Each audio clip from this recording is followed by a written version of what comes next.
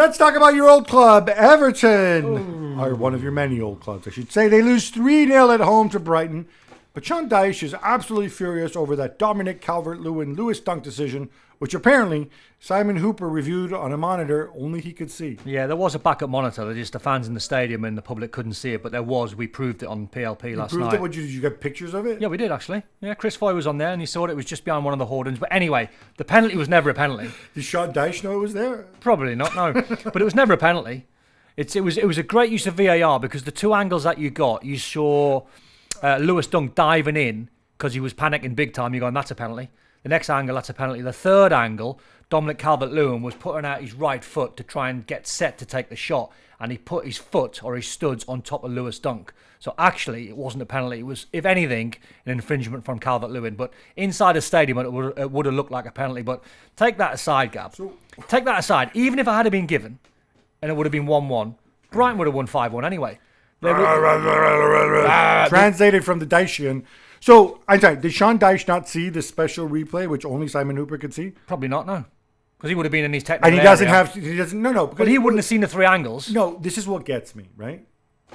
You're talking after, it's the oldest thing in the book, right? Yeah. After the game, rather than talking about how much your team struggled. His bias eyes, he's probably thinking that's a penalty. Lewis Dunk has caught Calvert-Lewin. Surely he must have some servant who's deputized Gab, to go and look at the camera. How many times and said, Gaffer, don't make a big deal out of this. No. Unless you want to deflect and you want to talk about this. Exactly. The deflection is your team and your tactics were absolutely horrendous. You didn't like his tactics, did you? No, because you're coming up against the Brighton side who dismantled them. It was almost like watching a long ball Wimbledon team play against peak Liverpool or peak Arsenal, peak Man City, and they bopped them off the pitch. It was so sort of 80s, 90s Wimbledon long ball tactic. It didn't work. And Evertonians come away from the stadium thinking, why is Morpay on the bench? Why is Mason Holgate on the bench? How's a 39-year-old Ashley Young starting at right back who got sent off? I was optimistic before the game. I was thinking, match day one, Goodison, we can beat these. My God, Gab, I couldn't have been more wrong. Brighton absolutely, they toyed with Everton. And that's a massive problem on match day one, at home. James Milner played for Brighton. Who's older, Milner or Young? That's a good question. I want to say Milner. Somebody made his debut first. I want to say Milner, but I could be wrong. Anyway, it was awful. Gab, so Pochettino's going to be the new US coach, based in Europe, not America. Good idea? Bad idea? Some people think it's a really bad idea because they talk about how I tend to agree. He needs to understand the American vibe and the American I tend to agree. Why wouldn't you immerse yourself there? Because I think Pochettino would say most of the players I'm going to watch are in Europe. So if I'm going to watch these guys in person, I'm better off being in Europe. Fair argument. I don't know. It's a tough one. I don't know to what degree it moves the needle. But I do think that... Haven't you got more chance of watching more MLS games out there and potentially seeing younger players if you're based there? I think the vast majority of the players are based in Europe. I know, but the younger players that are not based in Europe are going to be playing in the MLS. If they're in MLS, the thinking is they shouldn't be playing for the US men's national team. That's controversial. Well, no, but it's what we saw. I mean, they played a team entirely without MLS players, right? They've done that repeatedly. I don't think it's that big a deal. I mean, realistically, you would hope if he works hard, and he is a hard worker, he's going to end up splitting his time between Europe and the US. I think it's important when he's in the US, he talks to MLS, he starts getting the US culture. It is a kind of a delicate you can see, you can half picture, can't you? Poch losing a couple of games and everyone going, he doesn't live over here. He's not immersed himself in the culture. Doesn't live in America. I mean, I think half-hearted. Klinsmann, who I think was splitting his time or whatever when he was in charge many years ago, he got some stick before of it. It's just like another obstacle. Equally, the man has a family and whatever. I can also understand that. His main job is to work and see this. I think you can make it work. I don't think it's that big a deal. Another one of your old clubs, West Ham United, fall to Aston Villa at home in the Basque manager derby between Julian Lopetegui and Unai Emery. Don? Not great from West Ham first half. a club that's made a lot of good signings. 8 signings in the summer. Kilman, good signing. They've made strides in signing centre-backs, trying to improve that midfield. Bought some really good players, but they were completely outplayed. I thought Aston Villa could have been 3 or 4 up at half-time. And second half, he obviously give them a team talk and tweaked 1 or 2 things and made 1 or 2 subs in the second half. They were a little bit better, but on the balance of play, I thought Villa were very good. Are Villa better than last season? Can they be better than last season? It's a great question, though, because very quickly, and I hate talking PSR, but they lost Douglas Luiz to Juve, and they took 2 boys in Berenechea and Inning Jr., who I don't think will play for Villa. So I think they are just sort of balancing the book signings. So I think, from my mind's eye, I think they also got Tiny Tim Ireb.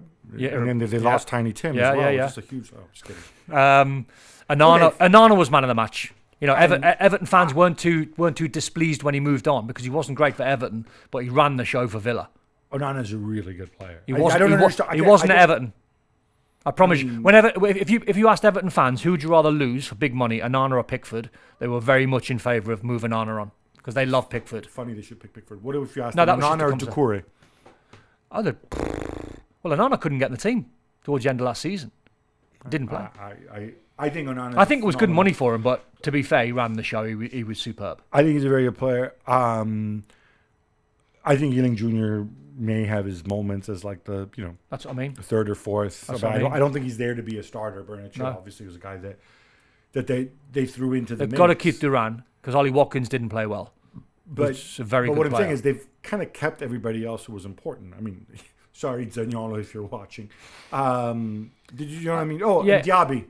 Moved on to Saudi. That maybe, I know by the end he wasn't a starter, but he is a player and a half, right? So I think it's a little bit like the conversation we had before when we were talking Arsenal catching Man City up because the signs that Arsenal have made and City not making too many. I think it's a little bit the same with Villa where you get into the top 4, you get into the Champions League. We saw Newcastle struggles when they were in the Champions League and trying to accommodate all the domestic football in Champions League. I think Villa will be the same this season as Newcastle. I think they'll play a lot of Champions League games. I don't think they'll go deep. And I think it might hurt them. I don't fancy them for top 4. Not because they're a bad side, just trying to juggle all the competitions that they're playing with a slightly weakened squad. De Zerbi's men destroyed Brest 5-1. Greenwood scored a couple of goals. Were you impressed, Gab? De Zerbi and Marseille. Marseille. You mentioned Olympique Marseille. You're disrespecting Sorry. Le Velodrome. Well, I think everyone knows De Zerbi Marseille. They spent some money in the summer. On paper, they are the biggest threat to Paris Saint-Germain, if there is a threat in Ligue 1. Greenwood did well. I don't like De Zerbi saying that his performances can end the controversy surrounding him. It's got nothing to do with football. It's not like, oh, look, he's a great footballer. Let's forget what happened before. I think this is going to follow him because of the way the charges were dropped. He's not had a chance to kind of give his side of the story, to clear his name, to assume he can clear his name, to even apologize or acknowledge what happened. So he's stuck, and I don't think it's very clever of De Zerbi, who I really like. Was he not just asked the question and he was trying to say, like at some point we've got to try and talk about the lads' football? Was it lost in translation a little bit, or? I'd then just say, like I'm here to talk about Greenwood, the footballer, and he did well for us. And is training well or whatever. Yeah. Brentford beat Crystal Palace 2-1, but there's no Ivan Toney as he's been linked to a move to Ahli in Saudi Arabia. So too apparently is Ademola Lookman, who was missing out on Atalanta's trip to Lecce Monday night, supposedly because he didn't want to go. Yeah. Joe Gomez, you'll be surprised to hear, although I think the Lookman thing, he's also been linked to Paris Saint-Germain. I've seen that. Slightly more appealing to him than Saudi, I think so. Maybe. I think so. Joe Gomez, you'll be surprised to hear, has not been linked to Al Ahly, even though you really like him, apparently. I did. As far as we know, but he was left out of Liverpool's trip, as supposedly, obviously he's going to be in as well. We've spoken of Osimhen. He's frozen out because they want to sell him for a lot of money, although every day that passes is tougher and tougher. Yeah. Lukaku and Sterling, we've touched upon. Don, you've been there, not once, but twice. Can you explain this from a player's perspective? What, in terms of West Ham and Everton? What, in terms of forcing a move or being sort of left out of the squad? Being left out of the squad. I've been there twice. Like you said, Walter Smith was the manager at Everton, and I wasn't signing a new contract. I was one of the lowest paid players at the club. I was captain of the football club, and Walter had brought about 4 or 5 really big name players in who were on huge money. And I was way behind, and he wanted me to sign a contract that was nowhere near at the level of what I thought, a little bit closer to the bigger boys. How much time did you have left on your contract? 6 months. So I wasn't sort of saying I'll go in a free, because that wasn't sort of my style. And I wanted to sign for Everton. I wanted to stay. But the fact that I couldn't get anywhere near the likes of John Collins, Olivier Dacour, Kevin Campbell, Duncan Ferguson, the list goes on and on and on. And being the lowest paid player and the captain, I felt as though I deserved. So what did he tell you? He said you're to no me, longer training with the first. He said you got 2 options. He said you can train with the kids at 10:30 at the training ground, not Belfield, the kids training ground, or you can train at 1:30 when the first team have gone, and you'll train on your own. And I said, I'm not training with the kids. I'll train at Belfield when everyone's gone. So I'd done about a month and a half on my own at 1:30. Trained hard because I knew they'd be watching. Walter got loads of injuries, got me back in the squad, scored against Leicester, and then that was me back into the team. And did you sign a new contract? No, I went to Sunderland. On a free transfer? I wasn't on a free. I got signed because I don't believe it was Windows back then. So Right. I think I signed with about 6 months to go, or 7 months ago, whatever the number was.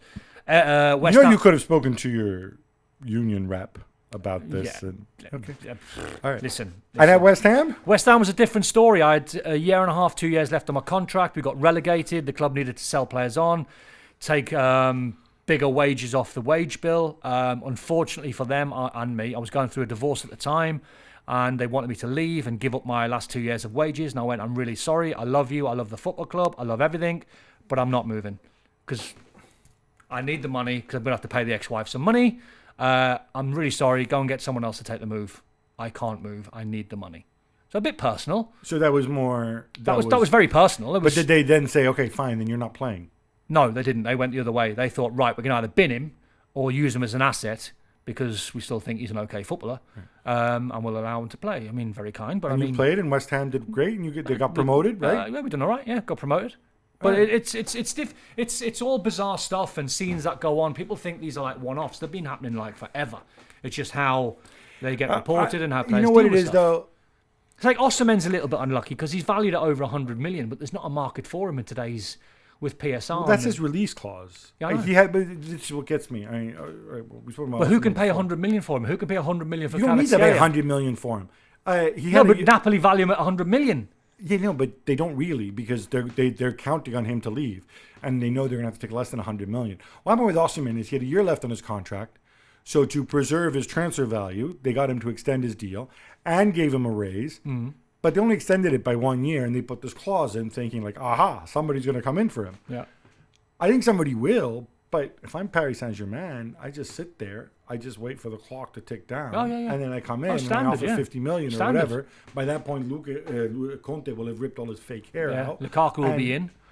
You know, but it's... it's a standard poker move.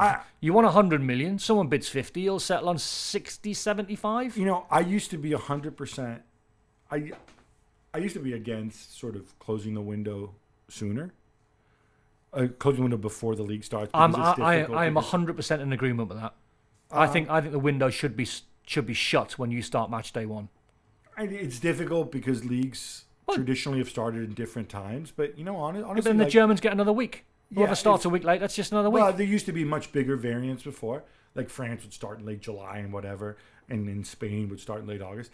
But given that doesn't really happen anymore, even though it'll start around the same time, I'd love it if the leagues came together and says, all right, we're going to have a registration deadline. After this date, you can only sell players.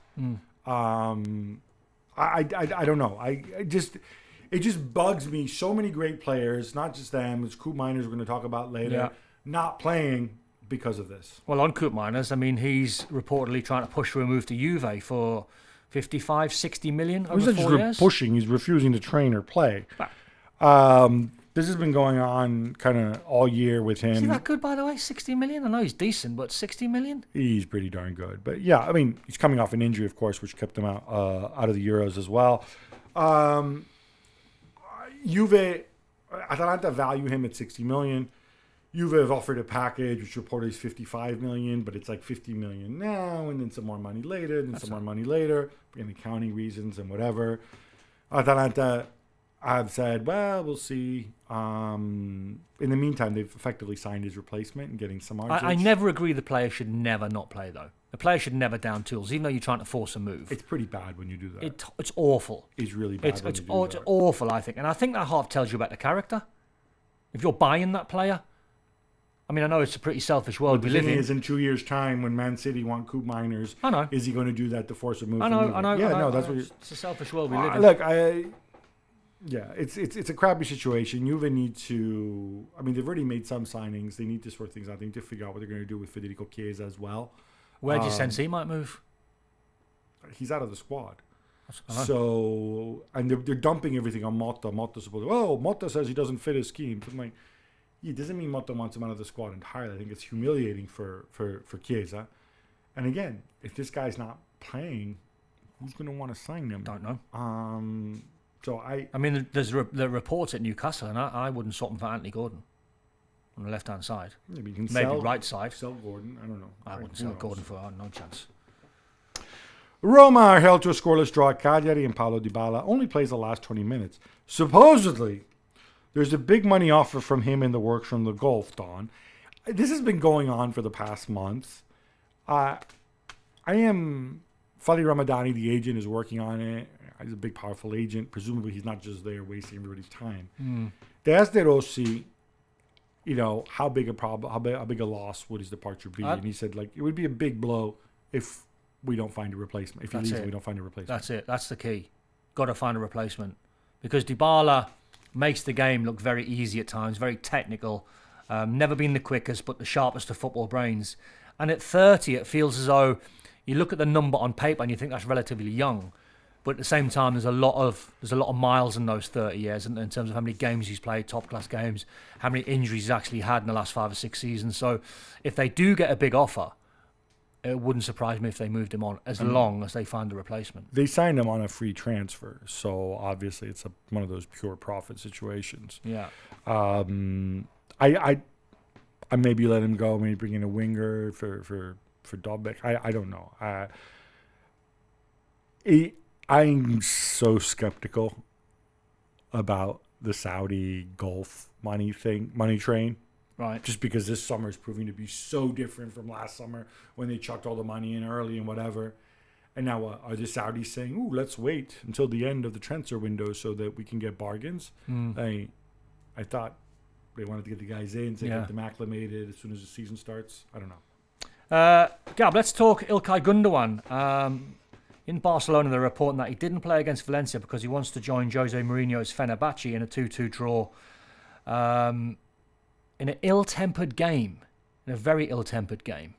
Is that the way you saw it? There's different levels to this. So, first of all, on Ilkay Gundogan, Sport is a newspaper in Barcelona. They reported that the reason he didn't play against Valencia was because he too was trying to force through a move to Fenerbahce. It doesn't feel like Gundogan's way, does it? Well, especially goes when against his character that little the bit. whole song and dance about getting Hansi Flick in, right? Yeah. I think it totally goes against his character. Yeah.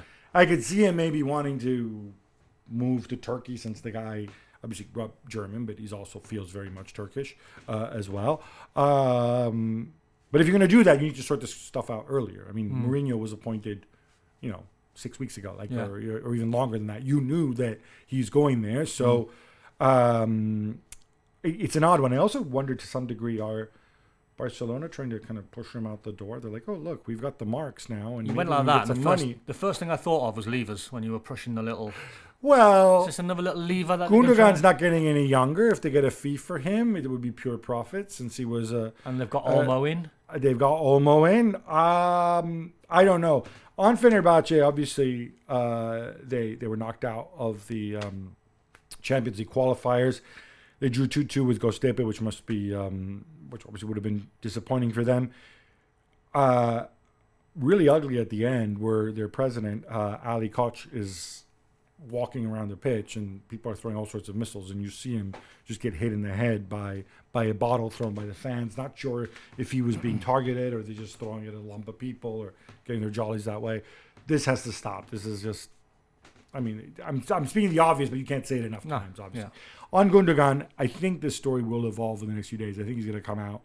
Somebody's going to come out and deny this story. But you do kind of wonder, though, if this might be a solution that suits everybody. You know, if Gundogan does want a different experience, if Barcelona say, we need to do this so that we can register Dani Olmo. Phil Jones has announced his retirement from football. Don, I didn't think of few players who have taken as much abuse as he has over the years, and we've done it. Jules and I. He made a ton of money. I don't feel sorry for the guy. He's had injuries, bad injuries as well. Yeah. When he's been bad, he looked really, really bad, which I guess is part of the reason people made fun of him. Would never leave United, whatever. But now he's come to terms with the fact that he's not going to play again. Yeah. Can you just talk a little bit about that? How, and is it, you must have had teammates who were super hyped and thought were really, really good when they were very, very young. And when they came through at Blackburn, people got all excited. It didn't work out for him. And they take abuse more so than somebody else. Yeah.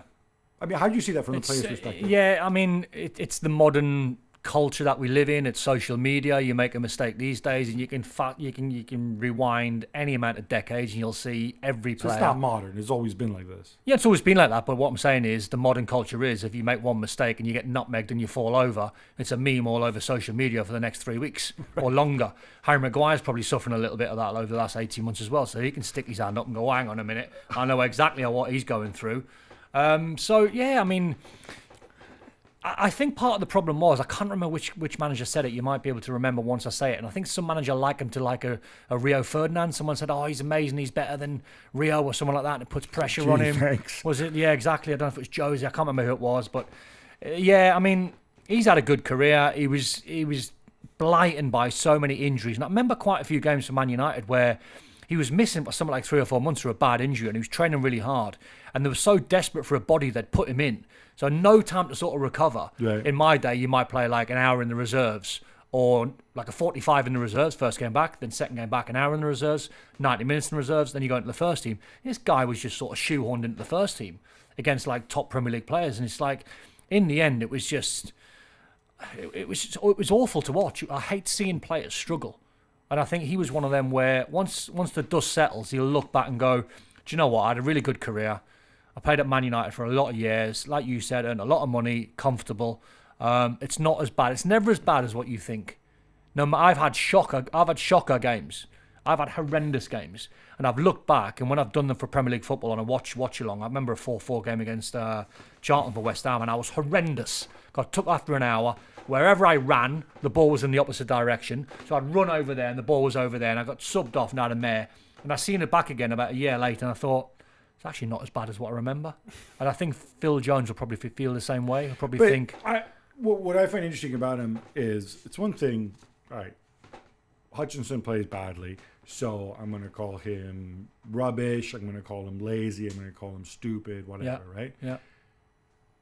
Phil Jones got personally mocked. I know. And made fun of. Did you ever experience that, or did you just get called lazy and rubbish? Like people actually. No, I don't think people were as brutal. I think it's the ridicule. I think with Jones, it's not just like Jones, you're terrible, or Jones, you're a bad person. No, but now it's just Jones, you're a joke. Yeah, but now it lasts forever, doesn't it? Because of the memes. You know, you can go. You'd struggle to find footage of me playing for Hartlepool in 1989 and see you'd see horrendous mistakes. And do you think it's going to affect him? I mean, he says he wants to get his coaching badges. No, time's a good healer. But the thing is, if you had like a 16-year-old who plays football and Phil Jones is a coach, you don't think the guy's going to go and I don't think find YouTube clips and Well, if they do, they're stupid. And if they do that and they look online and see Phil Jones falling over and they go, oh, what we're doing getting coached by him, I think they need a good looking into. You'd be having none. No, I completely agree. Yeah, I think it's a scandal. Gab, so Nice lost to Auxerre on the opening day, but Gab, I want to speak to you about Dante. Dante's still playing at 42. How? He looks after himself. What can I say? It's also, I mean, I think it's also French league because I think they had was it Hilton who played I think until 44. I think he's still there. The hair might not be quite as thick as it once was. Has he not got the big Buffon he had at Bayern? He's producing and he's helping the people around. He's better than them. And what I love is he's like, well, I'm going to retire after 26 World Cup. So, I don't know if he said it as a joke, but like, dude, you haven't played for Brazil in more than 10 years. Like, it's not like I'm going to retire from the 26 World Cup because he's going to be playing at 46. No, but the point is he's not going to play in the 20. I mean, presumably, right? Since he hasn't played for his country in 10 years. So it's one of those funny things. Maybe he wants to stay in contention for the. I don't know, but I think fair play to him if he's fit at 42 and he, you know. But to be honest, like he is a model of professionalism and how to take care of yourself.